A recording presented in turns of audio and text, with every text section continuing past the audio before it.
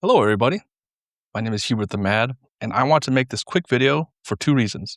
The first reason is because instead of including this part in every single review video that I do, which is basically QCing, checking PCBs, solder, and hot swap, and things like that, I can just refer to this video, and I'll put this video in every single review video that I make. That saves time, because sometimes it takes 10 minutes, 20 minutes, 30 minutes, and also it's a good video to just reference in case I want to show somebody this. This video is going to be how to QC your keyboard. And when I talk about QCing a keyboard, I mean making sure that all the things that you bought, everything that comes with the kit, everything that you're expecting arrives, and there are no damages. So let's get started. I want to do this disclaimer section because I want it to be very clear that I was not paid by Chicken Man or Paramount Keyb or anybody to make this video. I paid for this adware with my own money. I don't get any sort of kickback from them. I don't get any benefit other than hopefully helping you, the watchers, the listeners, and hopefully helping maybe Paramount Keyb in the future for things that can be improved and so on and so forth. So I didn't get paid to make this video. And the other thing, I'm not saying that I'm an excellent or a perfect keyboard QCer. I'm not a vendor. I've never ran my own group buy. I've never ran a private run keyboard. I don't know what goes into machining, what damages are unavoidable, things like that. All I know is I love keyboards. I want to make sure that what I bought is of the same quality as I expect, based on the listing and things like that.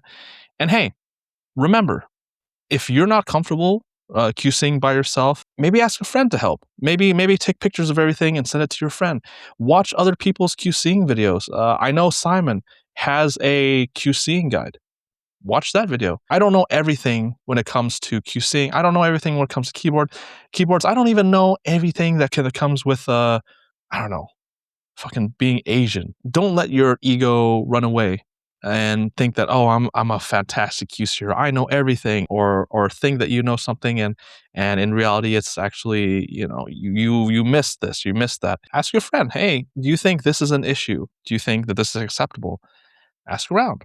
Look for other opinions. And by doing so, you learn and you can form your own opinions. As you can see here. And as I'll bring it around, I got this board for a friend. It is the Aduver TKL from Paramount Keyb, and I bought it when it was on sale. So it was about $200 shipped with the extras that I added on. But yeah, the first thing that you should always do when you're QCing a board is make sure you have time. And what I mean is, in my opinion, if you don't have time to QC something, you may rush things. You may not look at something with as sharp of an eye as you should. For example, I work 10 to 12-hour days. So after my usual 9 to 7 or 9 to 9, I'm probably not going to build a keyboard, and I'm probably not going to be able to QC a keyboard as sharply as maybe on the weekend when I don't have work and this or that.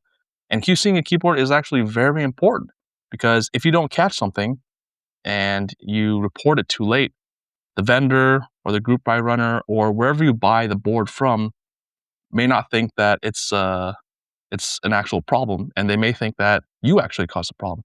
So step number one, make sure you have time. Allocate your time. Don't rush anything. So that's the very first step. Maybe step zero, huh? Step zero of QCing a keyboard. The next step is to make sure you have a camera filming. It doesn't have to be a camera. It can be a phone. Whatever you have, and don't go and buy a camera or anything like that, but whatever you have, unless you don't have one, but whatever you have on hand, make sure you record. When you receive the box itself, don't open it. The only reason why I opened it before I started recording was just to take out the order slip, so you don't see my full name, my address, I don't dox myself. But when you receive the box, make sure you have time. Get your recording device and start recording. I'll explain why afterwards. But before you even open the box, start recording. Phone, camera, camcorder, whatever. And then simply, you're going to look at your box itself. If you see significant damage, maybe it's super, super wet on one part. Maybe the box is just destroyed, either by the shipping carrier or, I don't know, by Mother Nature. Who knows, right? If you already see damage to the shipping box itself, make a note of that. Take pictures in addition to making a recording. But say, thankfully, the box looks totally fine.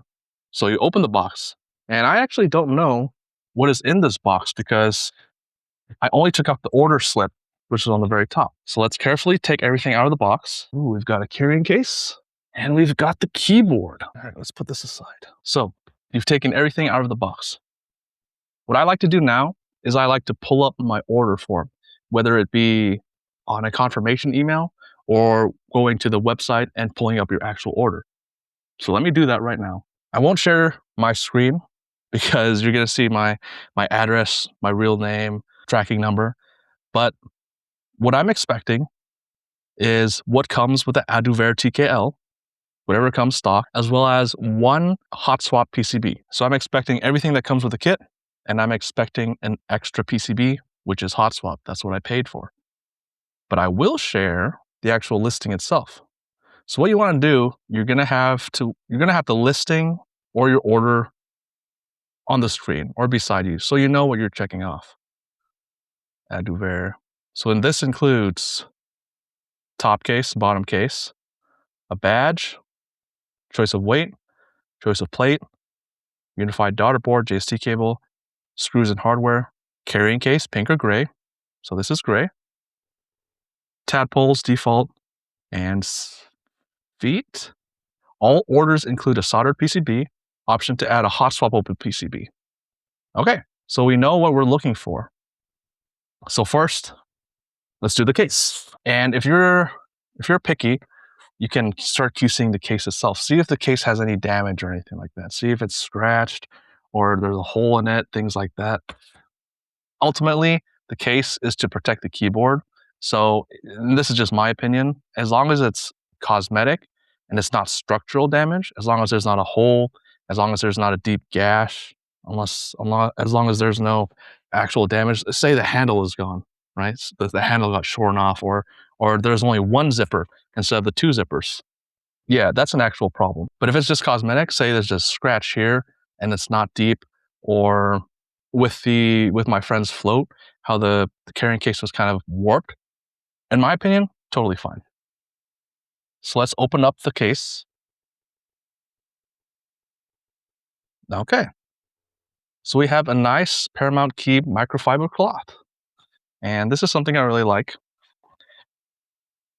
Your compartment here. And this is one of the cases. Actually, let me move camera a little more. There we go. So these are one of the cases where you actually remove the packaging foam, so you have a cutout of your keyboard. Because right now there's no space to put your keyboard, which I understand. I like this. Yeah, maybe you have to do a little more work on your end, but it's just literally pulling out the foam pieces in order to fit the keyboard. And hey, maybe you don't use this carrying case for the Aduver TKL. With these options, you can use it for a 60% keyboard or anything like that. So, okay, the case, in my opinion, looks fine. So let's put that aside. Now let's take a look at the box. Consider GMK clock. Okay, all right, chicken man. So I see everything seems okay. There's a little bulge here, but maybe that's just because there's a lot that had to be packed into this box. But don't see any damage. I don't hear any loose parts or anything. It says clock splatter all-wheel drive, AWD. Let's get out a knife.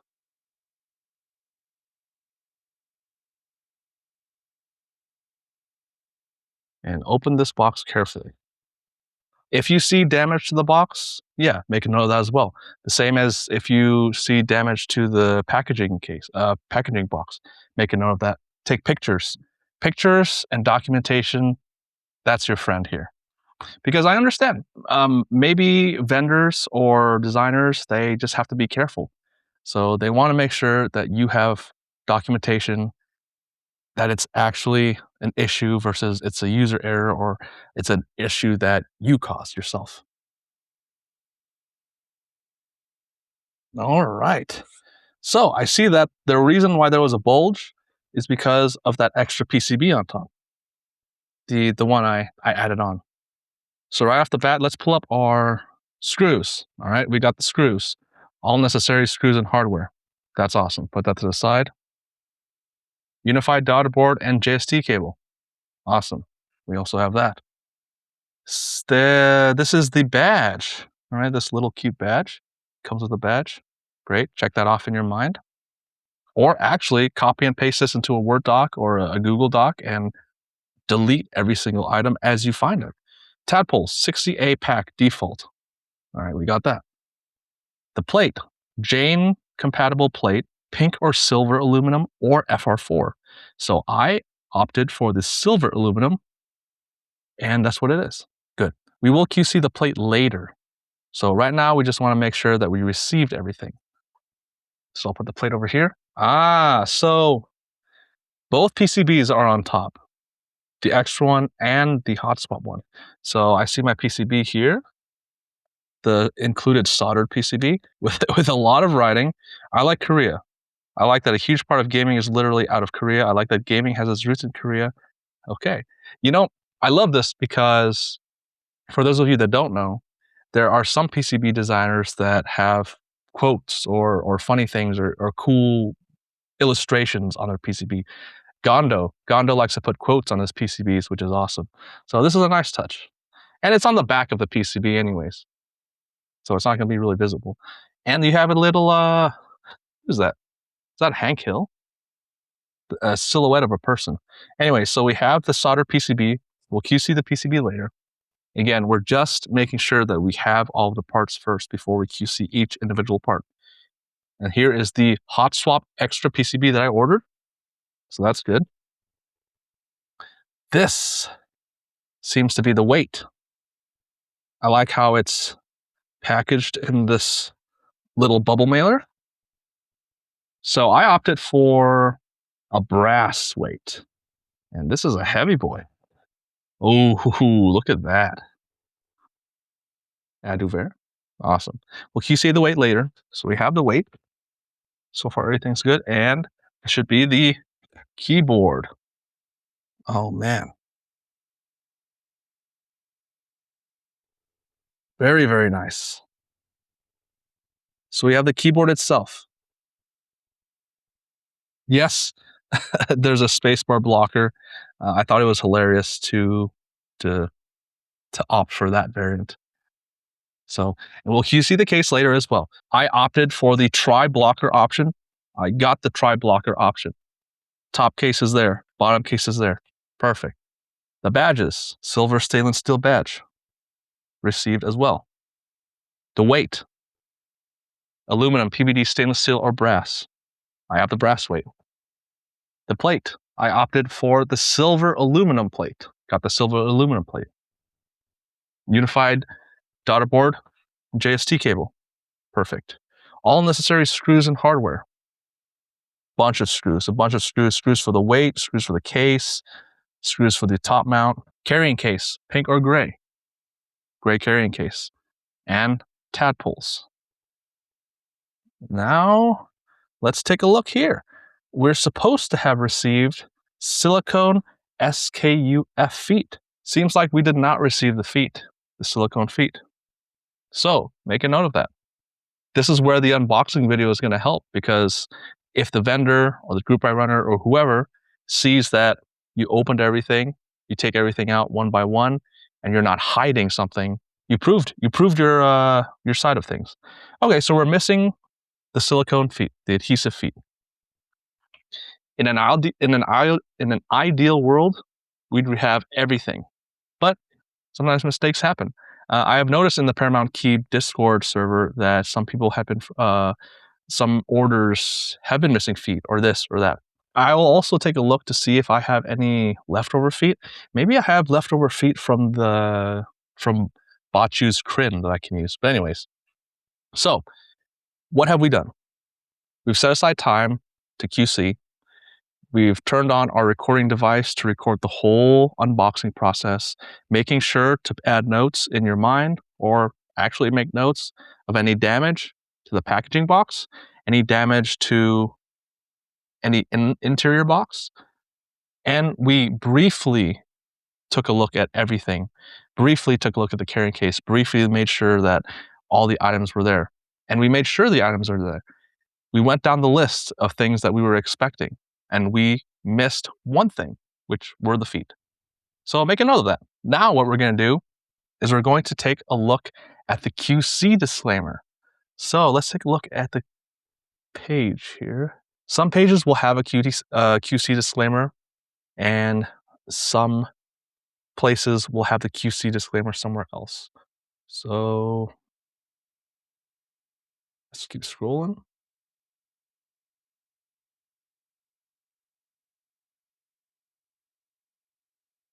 So I don't see a QC disclaimer on the Aduver TKL landing page itself. All right. Now this is where you start looking. Maybe it's on the Discord server. If you're in the Discord server, maybe it's there. Or maybe it's somewhere else on the page. So let's take out our HHKB. First, let's search QC.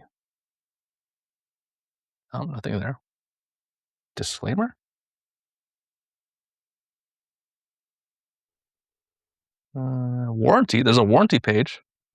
All right, let's go to the warranty page. Warranty information. Disclaimer. Some items may not be eligible for service due to misuse, damage, or other failures caused other than by manufacturer defects. Receive the right to deny any warranty service. Please check if your device is within warranty. Policy may change. Okay, so the warranty procedure. All right, there's not a specific QC disclaimer for the Aduver specifically. Things to look out for, what is acceptable, what is not acceptable. But I do know that, let's take a look at the JSON 60. There we go. Keeps going down. Here we go. Listing specific disclaimer. Please check photos. The weights that are scratched and dinked are discounted accordingly. The coating on the cases are just ... Check the photos, please. PC cases have dark clamp marks on the inside corners. Disclaimer, the pictures are a lie. Our camera can't pick up every grain of detail. So please remember, these are prototypes, so they will have scratches, machining errors, machining marks, dents, etc. If you are expecting a full-on perfect item, do not buy. So this is for the JSON 60. I wish there was something like that for the Aduver, but there is not. So keep a note of that. So there is no QC disclaimer for the Aduver, but as we saw, there was a warranty page, which seems like a general warranty. My experience with Paramount Key, this is where vendor experience comes to play or is handy, or maybe you have a friend that's bought from the specific vendor. My experience with Paramount Key is they're super nice. Sometimes it takes a while for them to get back because Smokey is busy. It's not his only business, but they'll usually make it right. So just keep that in mind, especially for the Aduver. If you don't see a QC disclaimer, if you don't find it on the website or on their Discord, try and find a general warranty disclaimer like this. The Aduver TKL is not a prototype. I'm expecting basically a pretty much perfect board. So that's what I'm expecting. So now we'll actually get into QCing the parts. Let's get started with that. Real quick, before we get to the next part, I want to say, if that's all the time you have for the day, say you're QCing it and, I don't know, we did that in 15 minutes. Maybe you can do it in 10 minutes without talking or making a video. If that's all the time that you have, that's totally fine. Don't rush. Make sure you have time and take care. Make sure you take your time and go through these steps. Make sure you have a recording going on. Protect yourself at all times. That's what our boxing referees or MMA referees say, right? Protect yourselves at all time. But seriously, the more you can document with video, with pictures, the more you take time and go through all of these steps, whether it is a hassle or not, it's entirely dependent on you, right? You can decide to do this. You can decide to just build it. It's all up to you. But if you have one bad situation, if you have one bad experience, like I did with my friend's float, everything changes. I want to be safe than sorry. But anyways, so if all you have for that day or for that time period is to just unpackage everything, recording while you do it, and make sure what items you have, what items you don't, and find a QC or warranty disclaimer, that's fine. Do the rest another day or in a couple hours. Don't exhaust yourself. If you know you're tired, take a break. But anyways, let's get to actual QCing.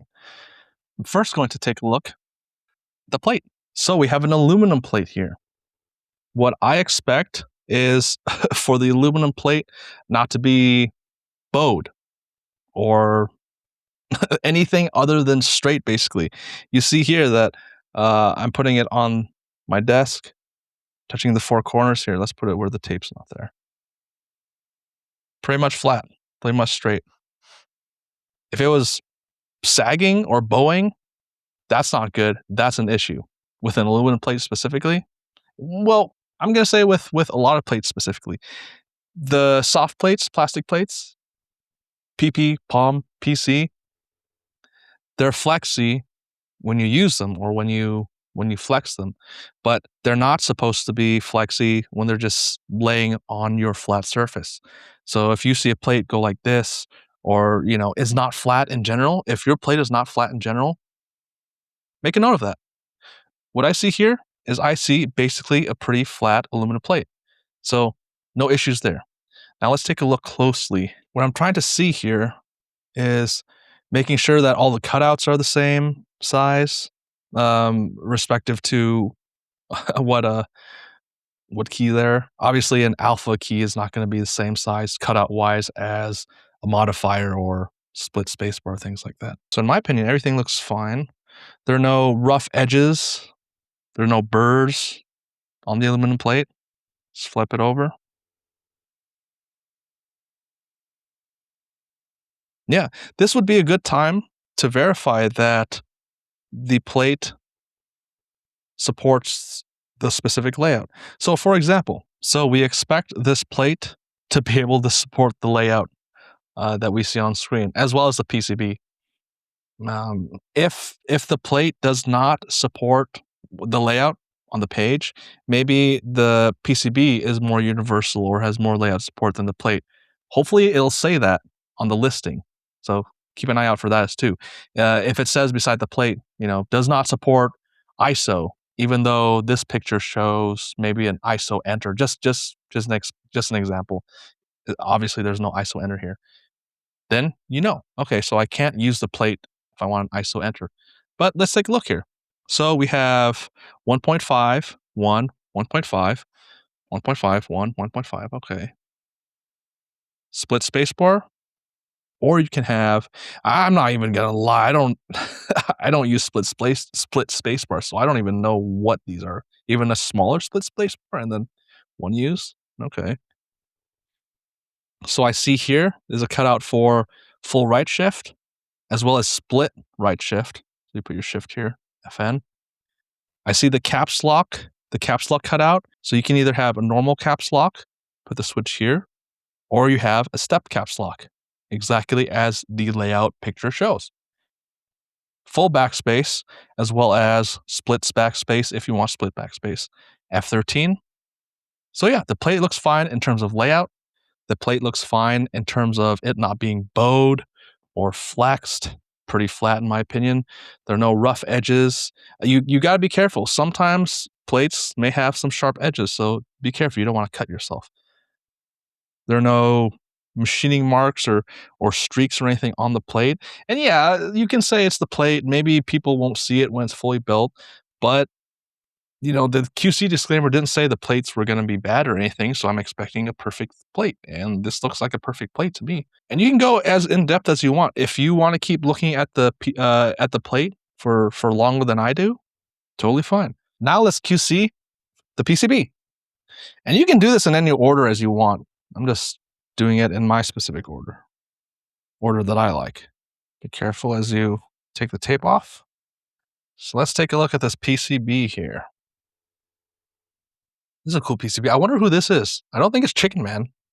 Is it Chicken Man? I don't think so. We'll see. This is either an inside joke or a reference to people that I don't know, but that's cool. I like when PCBs are like this, you know? I like, maybe if you're a purist or you want something super clean, even though it's on the back, you may not like this. Preference, right? If this being on the back of the PCB bothers you, don't buy the adware. See a little QC passed sticker here?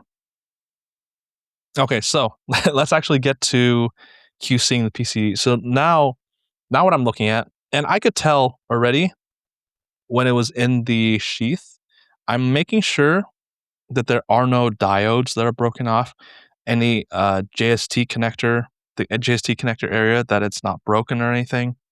You can even look inside the JST connector hub, I guess. I don't know the scientific term. See if the pins are straight where you plug in the JST. And in my opinion, I don't see any damage right off the bat. Diodes are all there. It doesn't look like a used PCB, which is good. It's a brand new PCB from the looks of it. Or at least nobody's soldered this yet. Sometimes, depending on how it's packaged, you may have damage on the back. You may have a missing diode. I see you may have the JST hub broken off. I experienced that in a friend's Class 80, where the JST hub was shorn off, as well as some diodes. Another friend of mine had shorn off diodes on their PCB for the Box 75 from Novel Keys. Let's flip it over and take a look at the front. Again, looks like a brand new PCB. All the solder pads look new, unused. I like how on the very bottom, it tells you if you want ANSI, put it to the left. If you want 7U, put your switch to the right. ANSI on the left, 7U to the right. 1U, 3U, 2U, 6.25 or 6U spacebar. And then here, again, take a look at the layout. If it says the PCB can only support this or that, or if it doesn't say that, expect the PCB to support whatever layout picture is on the listing. So let's go top to bottom. So we have backspace here. So we have full backspace or split backspace, correct? We have full right shift or split right shift. Hold it up here. Yeah, full backspace or split backspace, full right shift or split right shift, step caps lock or non-step caps lock. And then here, unlike the picture of the layout, you can have ANSI or 7U bottom row. Let's take the plate again. Put it on top. Okay, so here is where you may run into an issue. And what do I mean by that? So, let's see if I can raise it up here. So you see on the bottom, so there's writing. There's writing under each area, switch area here.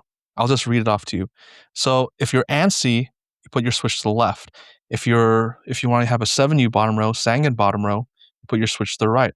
Okay, so the PCB supports ANSI and Sangen bottom row, but the plate does not. The plate only supports Sangen bottom row. So make a note of that. There you go. The PCB may support ANSI bottom row, but the plate itself, the stock plate, supports only Sangen bottom row. And of course the split spacebars and stuff like that.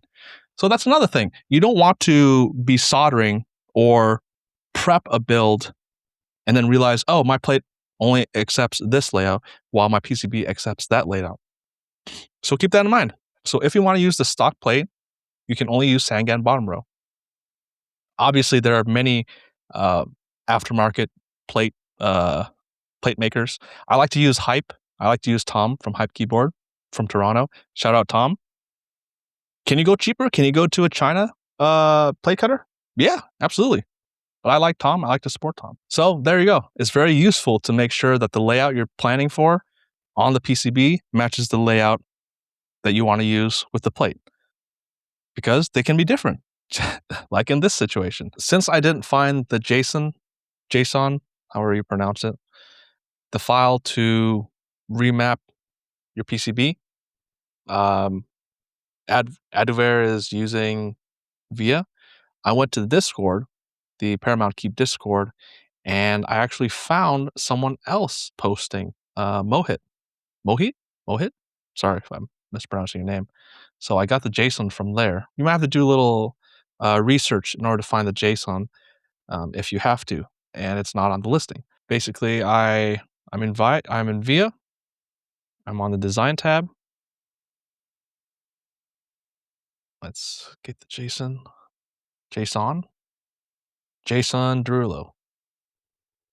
Adware. Okay, so what I want is I'm using 7U split 3U. I am using F13. You can see the matrix as well. Adware. So let's go to key tester. Actually, let's go to configure. Let's go layout. Bottom row 7U3 split. I want an F13. Keeping left and right shift full, keeping backspace full.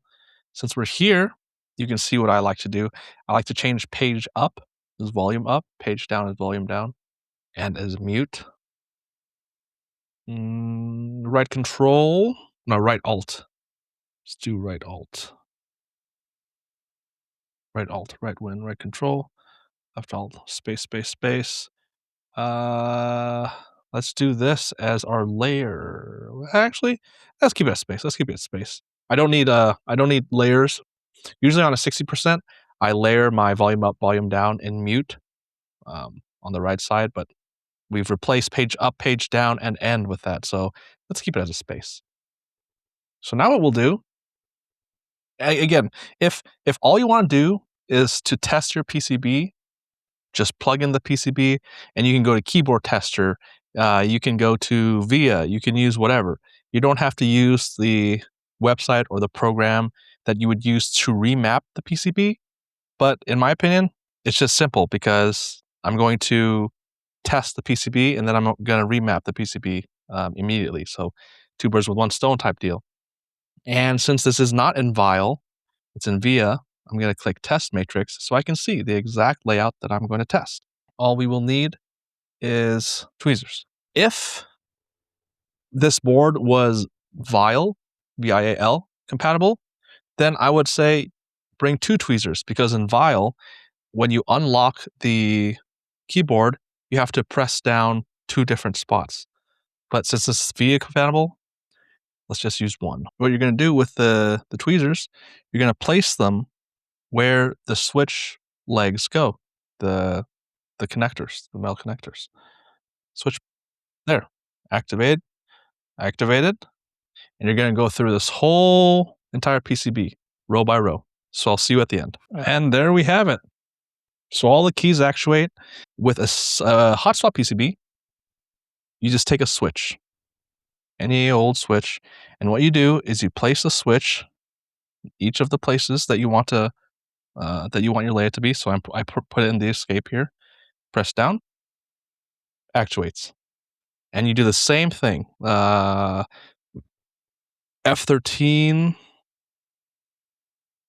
Hold on, let me.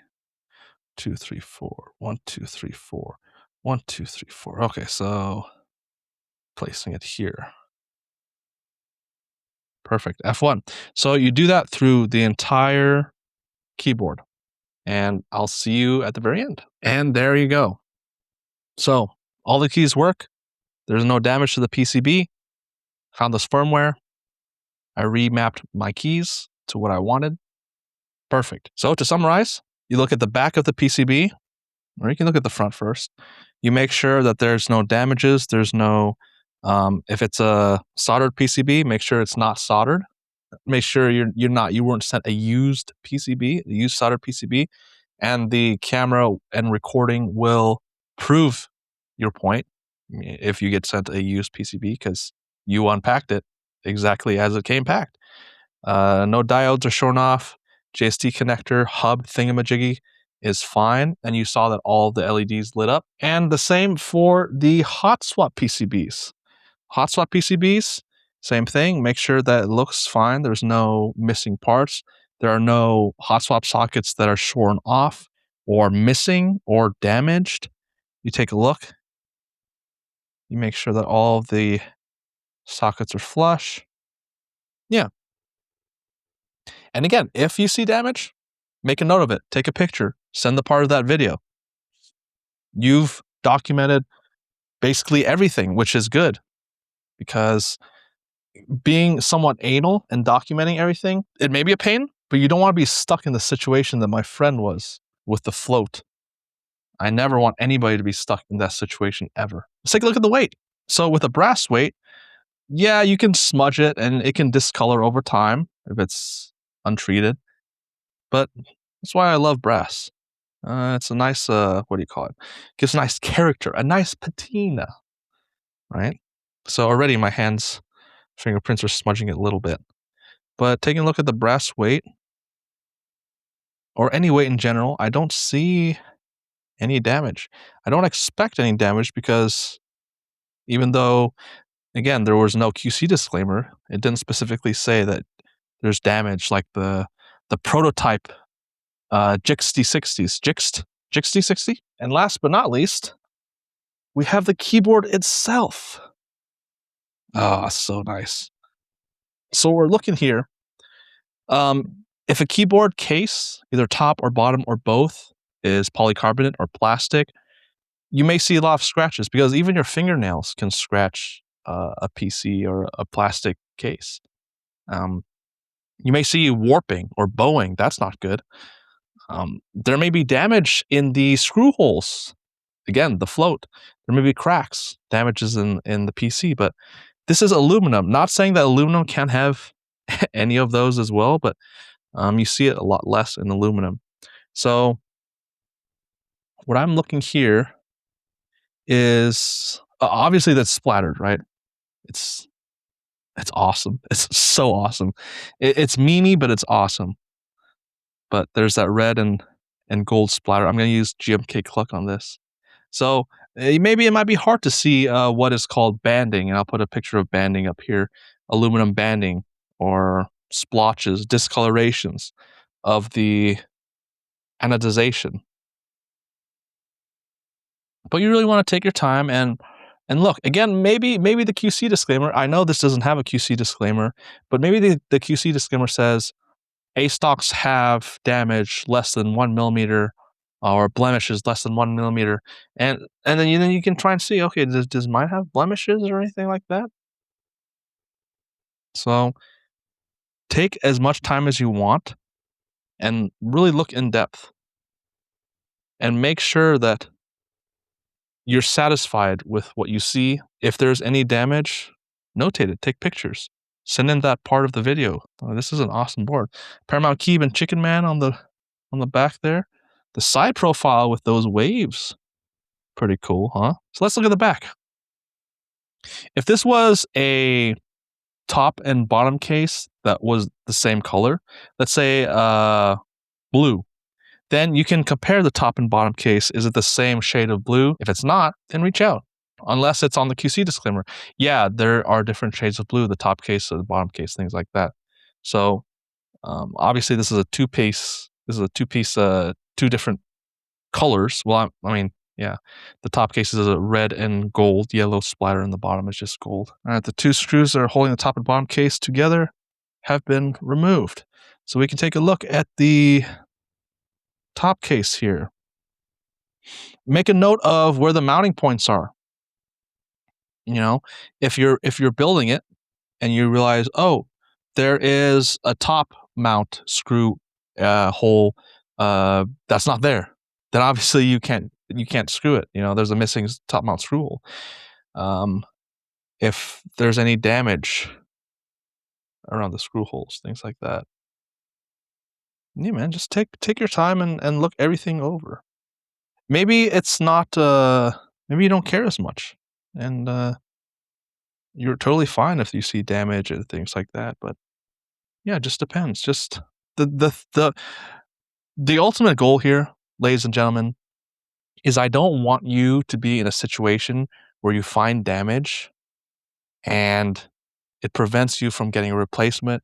It prevents you from getting the after-sales support that you deserve because you didn't document it, or you built the keyboard without realizing there was damage, things like that. Um, I'd hate for you to be put in that situation because, yeah, sure, they're keyboards. If you're typing, and all the keys work, and it's functional, but you pay a lot of money for this. You pay hundreds and hundreds of dollars, even if it's not hundreds of dollars. You pay your hard-earned cash on these luxury items, and unless it specifically states, look out for this damage, look out for that damage, you expect it to be damn near perfect. So take your time, protect yourself. So that top case looks good. Oh, look at this. MKH Production, Paramount Keep, Chicken Man. Oh, that's cool. Let's take a look at the bottom case. There's no banding. I see small scratches. I see small scratches on the sides here, but they're so small. Well, let me take a picture. And again, maybe because when fully built, you won't see the damage. If it says in the QC disclaimer, if it says that, we accept anything that's not visible once fully built, we deem it as okay, QC wise. Maybe it's that situation, but if not, just take pictures. Just take pictures. This is gonna be weird. Let me hold it with my nose. Oh gosh. All right, so I took pictures of the internal damage I see on the sides of the bottom case. So the first thing you do, make sure you have time to QC. Whether it be a little bit here, a little bit there. Maybe you're just unboxing one day, and then you're unpacked. Maybe you're just unpackaging one day, and then you're actually going through and QCing another day. And then a third day is where you go through the PCB, or you do it all in one fell swoop. Make sure you have time. Make sure you're recording, whether it's with a camera or a camcorder or your phone. And I'll explain why in my closing thoughts here. And then get to it. Open the box, have the listing on your screen or on your phone, and go through each line. Okay, I'm supposed to have a top and bottom case. I'm supposed to have JST cable daughter board. I'm supposed to have feet. Oh no, feet are missing. Make a note. Your video proves that the feet are missing. You didn't just hide the feet or anything like that. Go through the package again thoroughly. Make sure that, okay, maybe I misplaced the feet. Maybe the feet are in the packaging, so on and so forth. Figure out whether you have everything that you're supposed to have. And then start QCing each individual part. Test your PCBs, hot swap or solder. Look at your weights. Look to see if there's any damage. Make sure that everything is there. Yeah, maybe it's a lot of steps. Maybe you're just raring to go. Maybe you just want to build the board. You don't care about QCing. That's totally fine, man. That's totally fine. You do you. Maybe you've never had an issue ever in your life, and I hope you never will have an issue. I hope that everything will be perfect for you. But it just takes one experience to ruin this whole thing and to make you super anal like it did to me. In closing, I hope this video was super helpful for you. At the very least, you'll have a basic or rudimentary understanding of how to QC, why it's important to have a recording of your unboxing and your QCing and everything, taking pictures, why that's important, and so on and so forth. Now, the reason why I've started having a camera or anything, the reason why I think that you should always record, regardless of if you buy something from China or a US vendor, is it helps support your claim if something is an issue. If you have a super soggy box or a damaged shipping box and you take pictures and you start recording as you open it, chances are you'll have a pretty good claim if something is an issue. You can say, hey, look, I started recording right when I got this box in, right when I started opening it. I didn't fake anything. Everything that I took in terms of pictures or the recording, it was live. It was happening in real time. Hey, I'm missing feet. I unboxed everything and I'm missing feet. Hey, I see damage on the bottom case, on the sides of the adver, but when fully built, it's not visible. This and that. Oh, I tested my PCB, and you can see me testing my PCB, and a whole row or a whole column doesn't actuate, and I didn't solder anything, or A hot swap socket is broken off or something is shorn off. You have video evidence, you have photographic evidence. As a business, as a vendor, sure, you can account for loss or breakage and things like that. But I'm sure another thing is you want to be wary. You want to make sure that any customer that has an issue, it's a valid claim. I don't want you to be stuck in the situation that my friend was with the PC float from In Studio. Click Clack and In Studio were not on the same page. Oh, you're supposed to record a continuous unboxing before you open the shrink wrap because that is what we do in China. Makes sense. Oh, wait, actually, because the Click Clack units were international units. If you're in the US, you bought from Click Clack. We will align with the international vendor, with the vendor's QC steps. So it's actually okay to open the shrink wrap. It's okay to not have a continuous video if you find damage.